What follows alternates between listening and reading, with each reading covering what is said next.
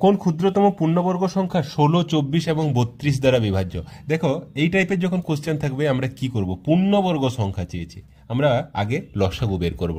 16, 24 এবং 32, দেখো 16 আর 32-এর লসাগু কত? 16 দুয়ে যেহেতু 32, তাহলে লসাগু হয়ে যাবে 32।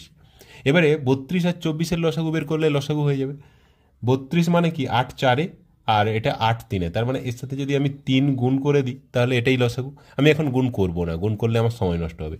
এটাকে আমি 32টাকে 16 গুণিত 2 লিখতে পারি, আর এদিকে 3 ছিল 3। কেন 16 লিখলাম? আমাকে এখানে পূর্ণবর্গ সংখ্যা চেয়েছে, সেই জন্য আমি একটা পূর্ণবর্গ সংখ্যার সাথে গুণ করলাম 32টাকে। এবারে দেখো এটা একটা পূর্ণবর্গ সংখ্যা আর এইটা পূর্ণবর্গ নয়, তাহলে টোটাল সংখ্যাটাকে আমাকে পূর্ণবর্গ করতে গেলে কি করতে হবে? মিনিমাম এইটা গুণ করতে হবে, 2 গুণিত 3 মানে 6, এটা গুণ করতে হবে, তাহলে এই পুরো সংখ্যাটা একটা পূর্ণবর্গ সংখ্যা হবে।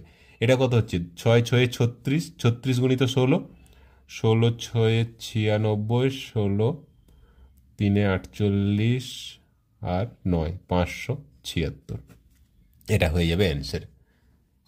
576 এমন একটি ক্ষুদ্রতম পূর্ণবর্গ সংখ্যা যেটা 16, 24 এবং 32 দ্বারা বিভাজ্য। অপশন ডি হয়ে যাবে অ্যান্সার।